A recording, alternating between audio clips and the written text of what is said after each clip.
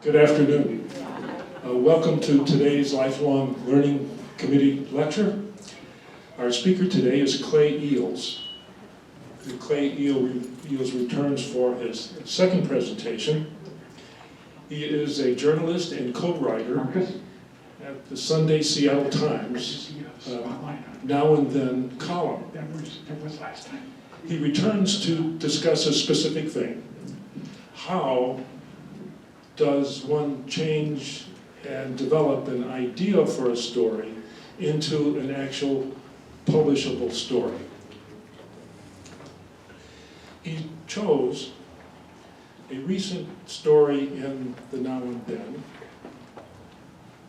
as a case example for discussion. The story began, the idea began in this room 6 months ago. I'll let Clay give you the details of how that idea developed. Please welcome Clay Eals. Thank you, Mike. You know, I decided to wear something different today from last time 3 weeks ago, this sweater. My daughter, my then teenage daughter, about 30 years ago, got it for 35 cents at a thrift store. And she gave it to me, and I said, wow, this is a great sweater. How did you come to pick it? And she said, well, gee, Dad, it's colorful and old and faded, just like you. But as you can see, there's a lot of love in this sweater, and like there's a lot of love in the room today for Charlotte Bushue, which is why we're all here. And I'm wondering how many of you were here 3 weeks ago when we talked about the Insider's Guide to Now and Then. Good, good, good. And those of you who weren't, you can find it on YouTube. I'm sure they've circulated the link to you. And I just, I won't repeat a lot today from that presentation, but I want to just start by reinforcing that Jean Sherrard and I, we trade off doing the column, which appears in the last 2 pages of Pacific Northwest magazine in the Seattle Times. How many of you here read the Seattle Times on Sunday? Oh, my goodness. That's terrific. That's terrific. That's the kind of crowd I like to speak with. Well, Jean and I have been doing this column for the last 5 years, and we've been building on the tradition of our column's founder, who is Paul Dorpat. And he started it in 1982. 1982, that sounds like Middle Earth, way back then. And he did it for 37 years in a row.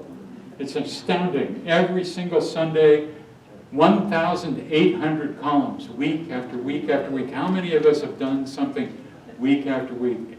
1,800 times. And it boggles the mind. And the idea has remained the same since the beginning, and it's to collect and to find an evocative old photo, which we call the then, and then take a photo from the same vantage point today, which we call the now. And then we write about the photos. What's the same, what's different? And this form is called repeat photography, and it's nothing new. All of us do it when we take pictures at family reunions. We traditionally take, you know, some of you, I'm sure, have taken photos of your kids at the same location as they age, and it's a fun form. Now, 3 weeks ago, I looked at dozens of columns for you, going into why we select the topics and just the soup to nuts of how it goes from an idea into print. But today we're going to focus on just one column, the one you're seeing up here, which ran a month ago and which featured Charlotte Bushue. And she was a beloved resident of Mirabella, and many of you knew her and valued her as a friend. And so we're going to delve into all of the details of how this came to be. And it'll be a very personal look at Charlotte along the way. At the end, we are going to get to hear from Charlotte herself. So stick around, okay? You're larger than life, Dan. Dan Curley's right here in the audience. The Charlotte column began with a talk about Mount Rainier that was given here by Dan Curley last spring. It was on May 24th. And how many of you were here for that? You got to see a comprehensive, you were too, Dan? I'm glad to know. You got to see a comprehensive look at the mountain and all of its glory. And I'm a friend of Dan's, and I offered to come along and videotape his talk for posterity. But 1 week before his talk, he shared with me a website that told the story of an extremely short-lived golf course, which was up on the south side of Mount Rainier. Anybody been to Paradise up near Mount Rainier? This was operating in 1931 for 2 months. And immediately I thought, now that would make a good column. I mean, we've got the photos, we've got just this intriguing thing. I doubt that anybody, very few people knew about that golf course. And so what fun it would be to travel up there to the mountain and shoot a now photo, and I was immediately hooked. Now Dan used these images in his talk here at Mirabella, but little did I know that a second Mount Rainier-based column soon would turn up. And after his talk, Dan was talking with a line of well-wishers up here where I am now, and there was a woman who walked up, and I was closing down my video equipment, and while she was waiting to visit with Dan, I introduced myself to her, and she turned out to be Charlotte Bushue. And in her hands, Charlotte held a battered box that she wanted somebody to see. And I opened the box, I said I'd be happy to take a look, and inside was literally a treasure trove. The box held 29 professional photos that Charlotte said were taken in the summer of 1926 on Mount Rainier. And imagine my delight as I flipped through what you're about to see here. Some of these photos were purely scenic of the mountain.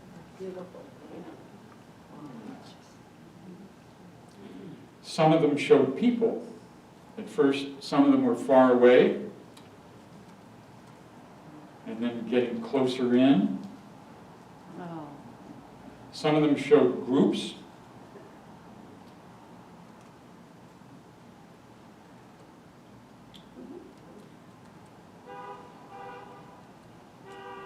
And some of them were at the guide shack.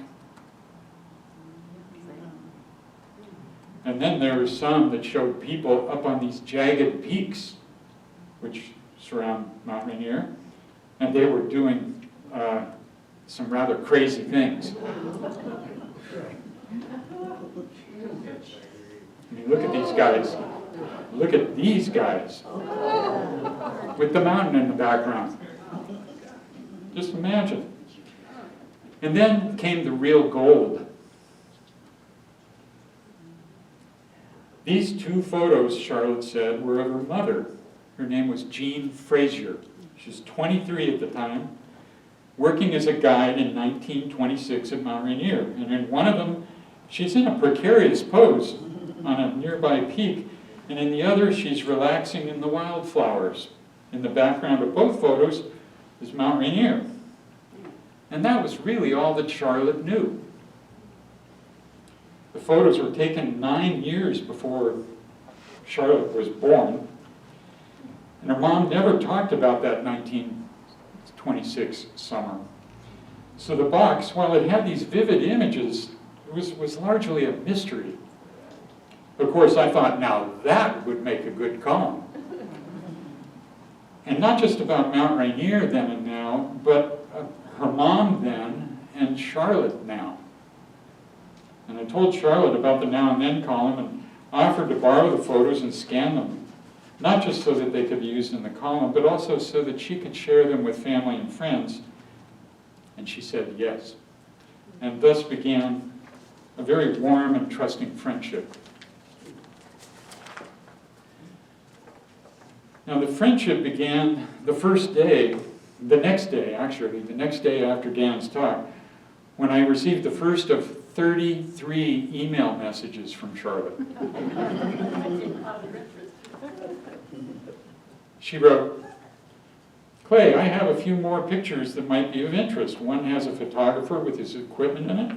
Obviously, somebody else took the picture, but possibly it's a clue to who the photographer was. These pictures are precious to me, so guard them well. Please keep in touch, Charlotte." And I replied, I assured her that I would take good care of the photos, and I said I'd come by a week later on June 2nd to pick up her additional images. And I did. And when we met, it was in the lobby here at Mirabella, and I asked if we could sit down and I could interview her a bit about her mom. She said, sure, and here you can see her holding a photo of her mom while sitting in the lobby. Now, we'll see this interview at the end of this presentation, but I was struck by her kindness. You know, she mentioned that her husband had died 7 years ago of Parkinson's disease, and she noticed, as you're probably noticing with me, some shaking. You know, while I was holding the iPhone to take video of her, I mean, she noticed my hand was shaking. And she reached out to touch my arm, and with a slight wince, she told me, "I'm noticing your tremor." And I said, well, I do have essential tremor, but it's not Parkinson's. And she nodded and she said, thank goodness, because she knew. Now, all of the photos Charlotte had loaned to me were in black and white with a faded sepia tone. And so were the additional photos.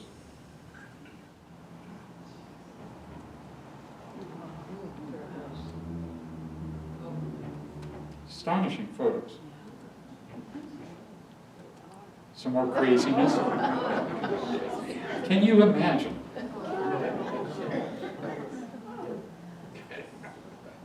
Here's one with the photographer. Do you see him up at the upper left? A lot of young people having a good time in the summer of 1926 while working up there. But then, the last one that she wanted to loan to me was in a frame. And it was in a color tint, and it showed a half dozen people with their backs to us.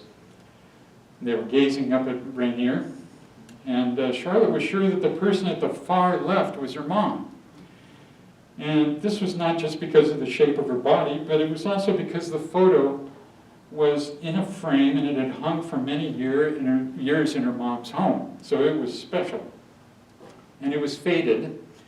So when I scanned it, I restored the color so it would be more vivid, as you can see. Now, I already had been talking with the Northwest Hickory players about doing the Paradise Golf Course column. Now, this club, what it does is it dresses in period dress, and it uses only equipment made before 1935. That's a pretty narrow focus for a club. So I thought those club members would be perfect for posing in a now photo, and of course, such a column would help promote their club. This would be a win-win, right? This is their homepage. Now, the club members agreed to me that we should pick a day when the mountain would look its clearest and when the snow pattern would look like the same as September of 1931. So you could compare the two. And so we settled on heading for the mountain on Tuesday, August 1st. Now for Charlotte, going up on Rainier on the same day was a bonus because as an avid golfer, she was eager to meet the Hickory players. She emailed me, regarding August 1st, I am free. If I could spend some time at Paradise Inn, I would appreciate that. And I said, sure, we can do that. We'll make a day of it. Cross your fingers for good weather. And so we were off and running. And that day I also sent her a link to a website called WeTransfer.com, where she could download onto her computer all of the photo scans, a total of 42 photos, and share them with others. And she replied, thank you, Clay. I have forwarded the photos to my children. Whoopee. She also commented on my column that day about Hiawatha Park. We'll learn a little bit more about that when I do a West Seattle presentation in a week from today, right here. But she emailed me, "I love the picture of the Lawson cypress trees and also Mount Rainier in the aerial. Good job. Looking forward to August 1st, Charlotte." Now that month of June, your speaker series coordinator, Mike Hahn, was talking with me about my possibly doing some talks here later in the year. And on June 27th, I had lunch with Mike's committee, and we came up with a plan. And Charlotte came along. And this, of course, got her to thinking. "Clay, have you ever done a column on Edison Vocational School? My grandfather, Charles Fraser, was one of the founders, I believe. I just found a 1941 commencement program. My grandfather was the principal then. As you learned today, I am very involved in planning our outside activities. Recently, we went to lunch at the Seattle Culinary Academy, which is now in the Seattle Central College. Not too long ago, my grandfather's picture hung on the wall at one of the Broadway entrances." Well, I replied that Edison would be a great topic if we could find a good then photo to showcase it, and I said that we could talk further about this on our long drive on August 1st to Mount Rainier. I also mentioned that it would help if she would wear something bright for the now photo. The best color, I said, would be red. She replied, "Yes, to be continued." I bought a red shirt at the Restore. You all know what the Restore is here. After asking you what to wear, I usually do not wear bright colors. So on July 29th, just 2 days before our Mount Rainier trip, I emailed Charlotte to firm up our logistics for the day, when we would take photos of her and of the golfers, when to pick her up that morning. Now, given the angles of the sun in the sky, you know, you want to take the photo from the right angle, and that I wanted to meet the Hickory golfers at 11:30 a.m., and it would be good to build in some fudge time for, you know, food and restrooms. I said, "Could I pick you up at 7:30 a.m.? She replied, "Clay, yes, August 1st is going to be a big day. I'm very interested in the golf story because I still play golf every week. 7:30 is early for me. Remember, I am 88. I will do my best to be up and running by then. About what time will I be back at Mirabella?" Well, I told her there would just be 2 of us in my car and we could meet with the golfing group at the Paradise Inn. And I said I'd be happy to stop for breakfast with her. I said I didn't know when we would get back to Mirabella that night, but I did not intend to dilly-dally. She replied, "I will do my best to be ready at 7:30 a.m. I will have eaten breakfast by then. See." I replied saying, "This will be a bit of an adventure." And she replied, "Should I bring water?" I replied, "Yeah," saying, I carry water bottles in my car, but feel free to bring your own. Also, I'd be happy to stop for food along the way anytime. Then came the morning of August 1st. Now, Charlotte was indeed ready and waiting for me in her red shirt at 7:30 a.m. And the drive to Paradise, many of you know, you've been there. It's a long one, but it's delightful. And it had been many years for both Charlotte and me since we'd been up there. And we talked and talked about all kinds of things going on in our lives, both of our lives. You might say that we bonded, just a natural thing on a long car trip. And the reward was a spectacularly clear Mount Rainier. I couldn't believe it. When I got home that night, I told my wife, we got to go back up there. We got to go back. Mount Rainier was set off by a deep blue sky, and it looked just like this cover of the classic guidebook, The Mountain That Was God. It was just breathtaking.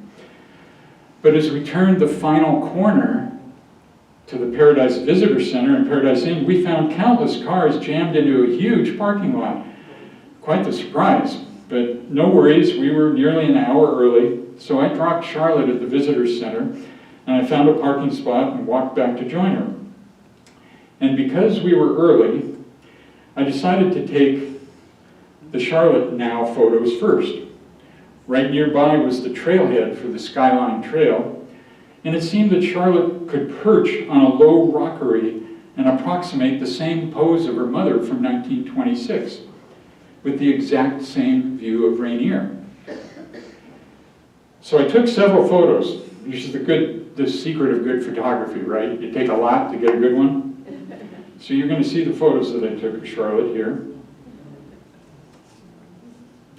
Some of them are pensive poses, like her mom, and in some I had her smile. She gladly obliged, and I was really grateful to have a good selection. We also shot a 360-degree video.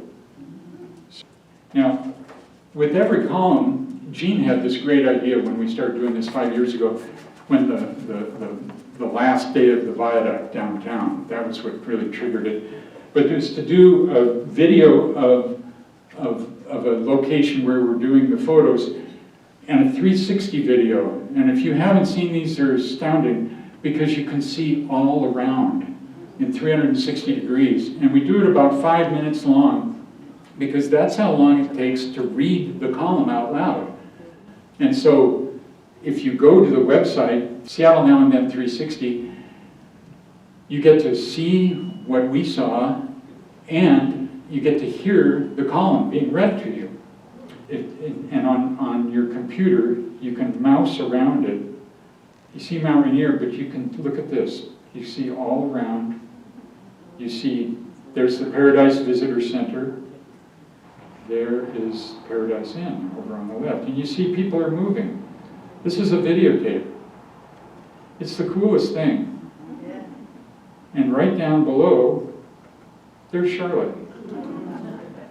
And right here, it doesn't look like me, but that's that little,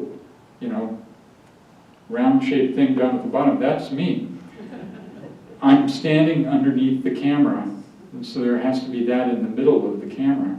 Isn't this going to be a cool thing 50 years from now when we're all gone? People will be able to see a whole 360 sweep of somewhere, and it'll be a kind of thing that they thought, wow, they were pretty neat back then in the day.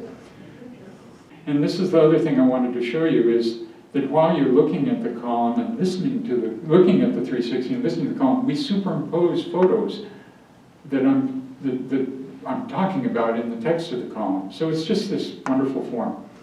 When that was done, the 360 was done, it was time to visit the Northwest Hickory golfers, and we did that by walking to Paradise Inn. That was a bit of a snaky route because we couldn't tell from the parking lot where the entrance was, and we ended up walking a lot longer than we thought we would. So here's Charlotte outside the inn, and here's a panorama of the lobby. And this will give you an idea of some of the things.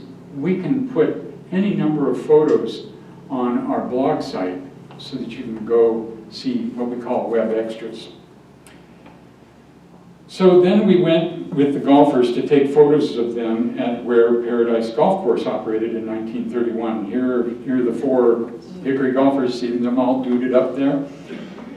They're at the tee-off site for hole number 1, and here they are. They're approximating where to putt at hole number 3. Isn't that fun? Now the drive back to Seattle was much longer than Charlotte and I expected. We ran into construction delays, imagine that, and we didn't get back to Mirabella before about 8 p.m. But it was a long day, but it was full of great conversations, and we had the feeling that we really had accomplished something. So certainly Charlotte felt that way. I knew that because the next day she emailed me. On a crystal clear day in Mount Rainier National Park, we hiked over 2 miles, checking out the Skyline Loop Trail and the Paradise Golf Course, and also wending our way through a multitude of parked cars, trying to find the entrance to Paradise Inn. Sorry to have repeated so much of my story that you had previously recorded, but it was a thrilling day for me, and I look forward to more time with you. Thank you again, Charlotte. The next day, Charlotte emailed me asking for the Northwest History golfers' contact info because she wanted to share with them some photos she had of some old golfing equipment. And I replied with the contact info. And I also said, here are what I think are the 2 best photos of her, one pensive and one smiling. I told her I liked the pensive one better because it better matched the expression of her mom, right? But I wanted her opinion. She replied, I like the pensive one the best. Thank you, I'm still glowing over my day at Mount Rainier and spending time with you and the Northwest Hickory golf players. One day later, she was still beaming. The 2 photos you sent, how did you manage to make me look like I was my mother's age? Thank you. I said, I think it's your heart and your smile. Now, because I had 2 Mount Rainier columns, I didn't want them to run back to back in the paper, and I wanted to space them out.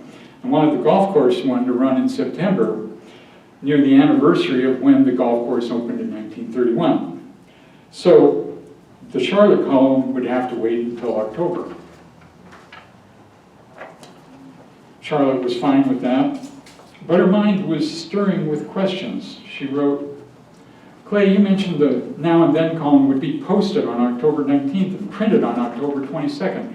What do you mean by posted? Thanks, Charlotte. And I explained how the column was posted on the internet in 2 places, on the Thursday before the Sunday when it hits print. The 2 places are the Seattle Times website and our own blog. She replied, bringing up a different topic. Thank you, thank you. I see you are teaching a class on the Pike Place Market. I have a connection to the market. My husband's parents started their fireplace business on a lower level of the market in the late 1940s or early 50s. Their business then moved to 137th and Aurora into a World War II empty barracks they purchased and had moved there. Also, the diamond in my engagement ring was purchased by my dear husband, Paul Bushue, from the jeweler who was in the market in 1956. I'd been a supporter of the Market Foundation for several years. Well, I confirmed that Jean and I were making a presentation at the market on September 26th, and I thanked her for being a friend of the market. Then Charlotte brought up her mom. Clay, I talked to my sister today, and we were recalling how our mother was very proud of how far she had hiked up the mountain. I'm fairly sure she made it to Camp Muir several times. Do you have an idea of where she was in that picture of her standing on the rocky edge? Thanks, Charlotte. Now, this was the photo she was talking about. I replied saying I would ask the park ranger, and 4 days later, the ranger got back to me, and the answer was, this is called Pinnacle Peak, just south of Paradise. Charlotte replied, well, she did get around. So a month later, as my deadline approached for Charlotte's column, it was time for me to draft the text for it, and here's what it looked like. It's not much. You know, for the photos to be in good display over 2 magazine pages, the text has to be short. We keep it to 430 words, plus photo captions. Now, I don't always send my drafts to column sources for review, but Charlotte had become a friend.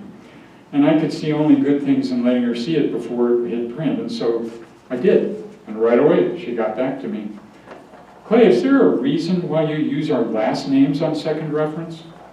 I would prefer to be referred to as Charlotte, and my mother as Jean. I will reread your column a couple more times before making further suggestions. This is exciting. Charlotte, not Bushue.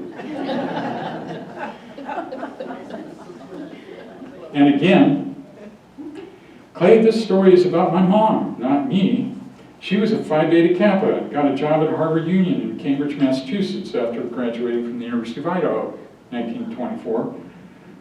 My sister Susan and I do recall her bragging about some of the elevations she led hikes on. I hope these comments are okay with you. Thanks, Charlotte.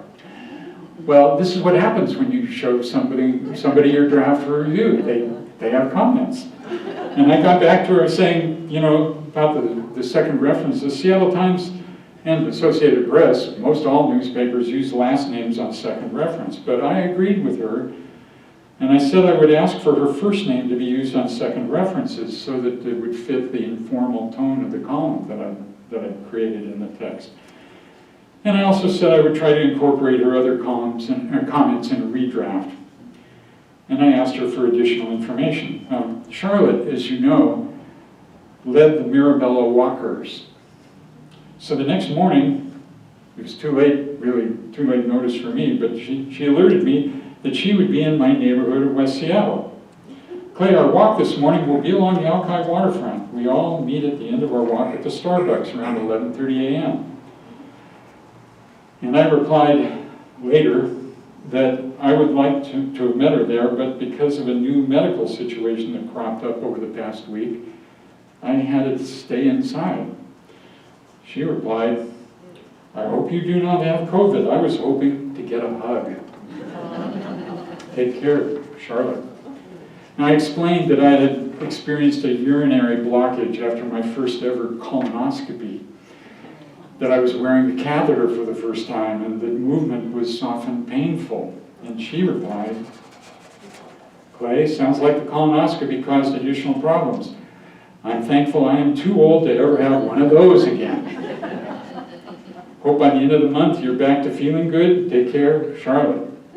And then I emailed Charlotte my redraft. She replied, Clay, the latest draft I like, your opening sentence I love. Your article is superb, love it. So thankful I got to observe and meet the Northwest Hickory golfers. So 3 weeks later, on October 3rd, I got a peek, as happens with every column, at the proof of the print layout for Charlotte's column. And I emailed Charlotte that it was beautiful. I told her that her red top really popped out.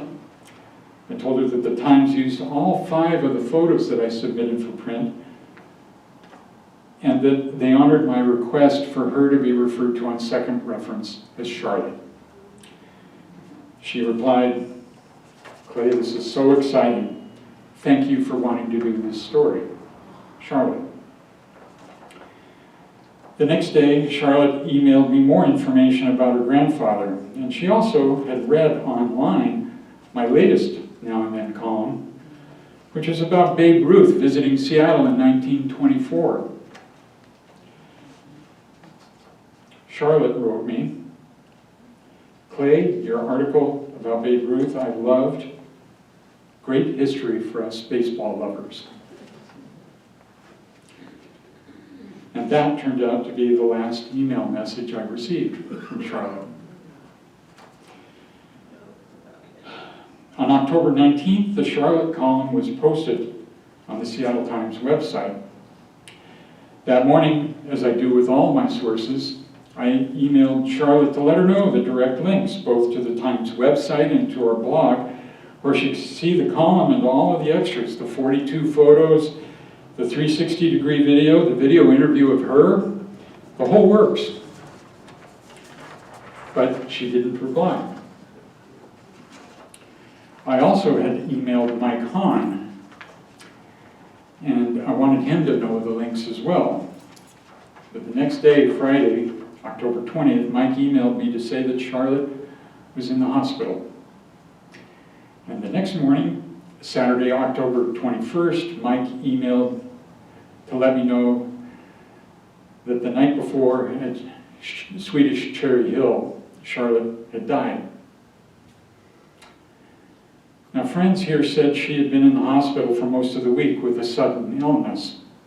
Apparently, from her hospital bed, she saw the column online when it was posted on the Times website on Thursday. But as it turned out, she would not see the column in print. So immediately that Saturday, Mike Hahn put me in touch with a close friend of Charlotte's, who's here today, Ruth Benfield. And at my behest, Ruth Benfield contacted Charlotte's family and got their permission for me to have the Seattle Times put a notice of Charlotte's passing in the Sunday paper. Now, as you can see, the Times ran the notice on page A2 in the regular news sections. And it turned out to be just the right touch, because as Ruth Benfield told all of us, in an email message. Charlotte was very clear about not ever having a memorial service. Fate has intervened to offer this wonderful tribute. Here's to Charlotte and all she has contributed to so many of us. So here is Charlotte's column, the one she never saw in print.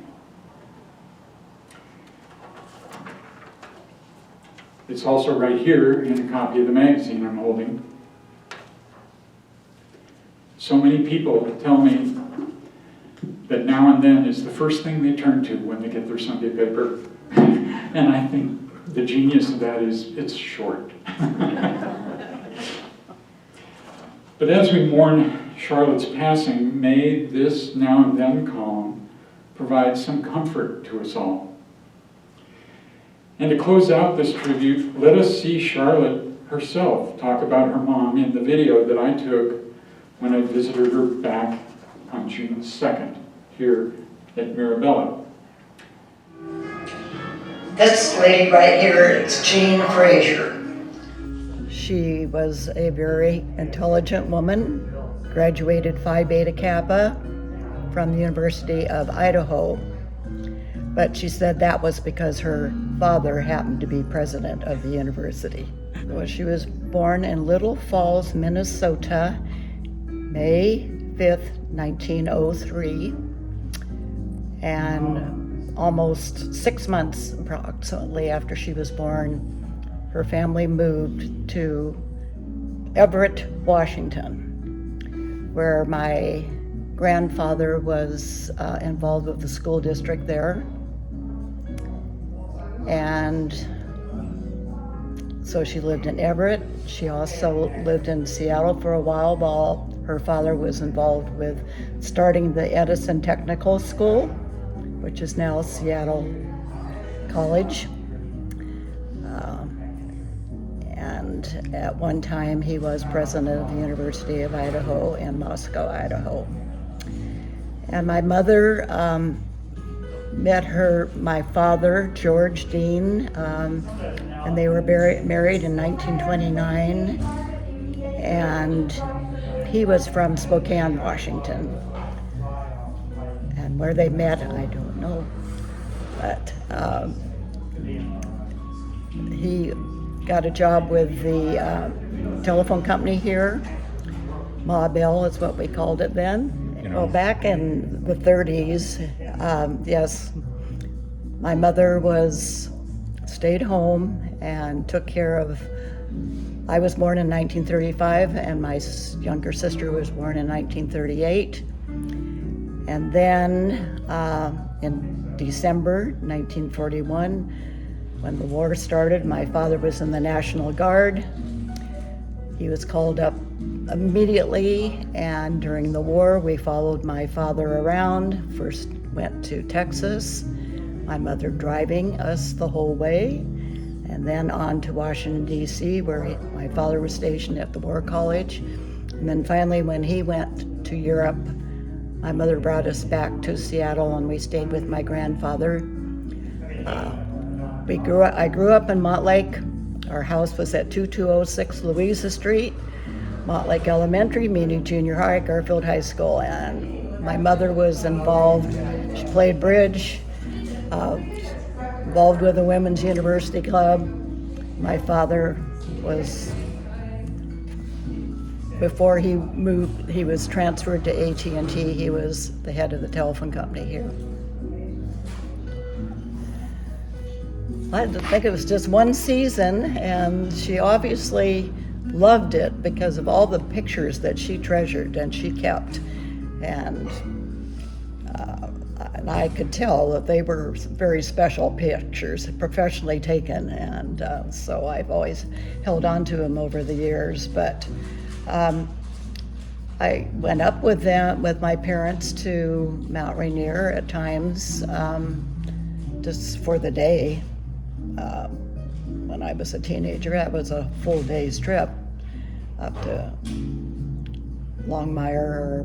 I remember my mother walking the trails around there because she was familiar with them. And that was a fun memory.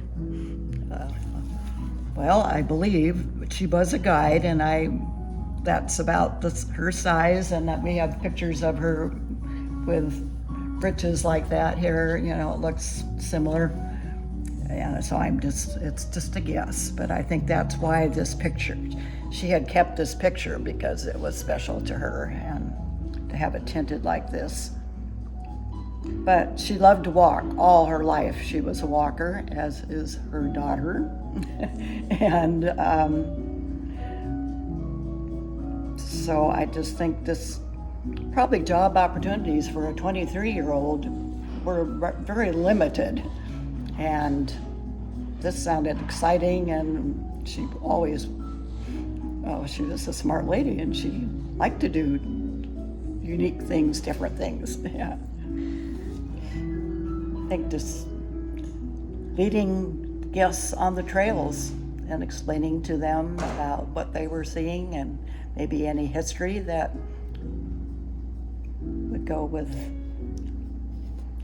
and probably the flowers, and identifying the trees and the birds, and I'm sure she knew all that and was able to share. Okay. Now, she never was a skier, but as I mentioned, she always walked. Yeah. I mean, my step-grandmother, my maternal grandmother died just before I was born, and my grandfather married a spinster from England who happened to be a principal in the Everett School District that he had met previously. And she had a home, well, she had a house literally up at Silverton in the Cascades. So we were always there, weekend after weekend, the whole family. And of course, all the trails there I know by heart. And yes, so that's what compensated her, why I'm sure she was very attractive to her stepmother's home in Silverton. Oh, it's special to me because I was born in Seattle, and it's just part of being a native. Well, she was tough. I will say that she was tough. Well, it's more her personality, not a physical thing. It's just what we went through during the war as a family, and probably I think it was tough for her not to also have a profession. Just being a housewife, being a really good bridge player. She was famous for her biscuits and did a beautiful job of entertaining, and that sort of thing. But I'm sure, because I know before our family, and I'd have to do a little research on this, was the Fraser family was involved with one of the banks here in Seattle, or state, and when the Depression hit, her assignment was to sit out at a table at the entrance to the bank and show people, and with a pile of cash, reassuring the public. Can you imagine doing that? Mel. Reassuring the clients that their money was safe. I remember her telling that story. Yeah. Well, I'm a walker. I mean, I organize the walking group here every Saturday. I play golf. My mother didn't play golf, but her father did. It's got lots of Fraser, it's part of their DNA. And I love being outside. Well, what more is there to say but to say that it was an honor to do this column. And it's always the best when you can make good friends. Thank you so much.